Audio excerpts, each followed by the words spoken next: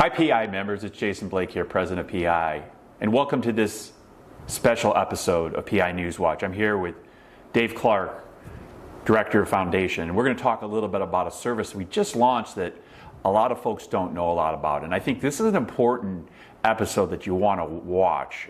It's really our solutions to the workforce shortage for our industry. This new service that we're offering, a lot of people don't know a lot about. And Dave, let's talk a little bit about the school partnerships. And I know you've been focusing on this for about 8 to 12 months. And what exactly are the school partnerships, and what does it entail for PEI members? Yeah, so what we're doing is we are approaching technical schools, community colleges, workforce development centers that are offering training in the skilled trades and encouraging them to participate with PEI to carry some of our online training center programs from the PEI Education Center, so that these students who are getting this background training in electrical, plumbing, pipe fitting, relevant trades to us, are getting these industry certifications as well. So that way we're able to start moving them into the industry.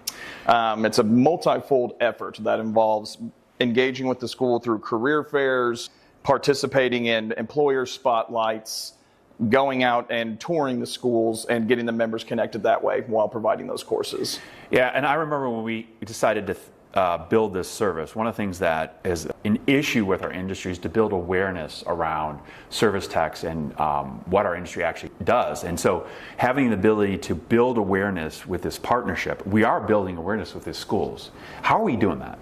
So it's really just getting in there and being able to explain to them and have a conversation to tell them what it is that our people do. And people conceptually know that gas stations exist and that they use them every day, but you don't necessarily think about everything under the ground and behind the scenes that make those things work. Right. So being able to have those conversations, explain it to people, things really start clicking pretty quickly once they actually start thinking about it.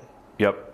And so you go into these schools and you start talking about the energy handling equipment industry, and you kind of lay out the groundwork and you start building this memo of understanding between PEI and the school. And what's the reception you're receiving from the schools? So the schools are very interested in this. There's a reason we're targeting the technical schools and the community colleges.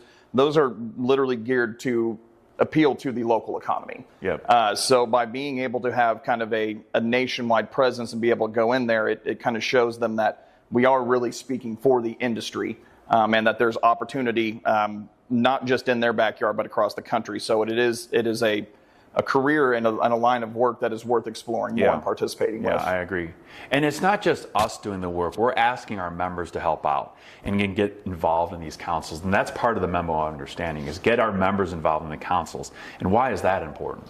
That's important because, you know, these local providers are looking for the kind of training they should be providing to make more qualified individuals for the economy.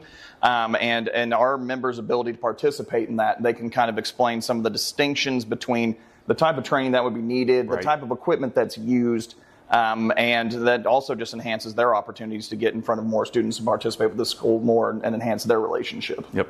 So Dave, I know so we said we started this in January, but let's be realistic. You really started hitting the road about a month ago, and you've had some success. Talk about your success so far. Yeah, so we've met with a lot of different schools, different sizes, different footprints. So we're getting a lot of really great interest from organizations that have footprints in multiple states. So I'm working to try and engage them in nationwide partnerships, because if you can get 5 partnerships out of one, that's really handy. And generally speaking, they're in the areas where our members are really concentrated, the big population centers and some of the major areas. It's also been very successful talking to more of the kind of independent and not-for-profit type training outfits, because they are literally designed to give people these kinds of skills and credentials. Right. So how many partnerships do we have to date?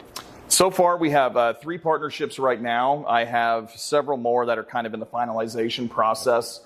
But I think we have a good head of steam behind us to hit our goal of establishing 30 partnerships this year. That's great. That's great to hear. And this is one of the biggest missions and the realignment of the PEI Foundation. And you know, we've established a board to really focus on that and build this partnership growth that's so needed in our industry. So Dave, I thank you so much for taking some time to describe this partnership. It was really important that our members understand this. I'm Jason Blake, President of PEI, and thanks for watching PEI News Watch.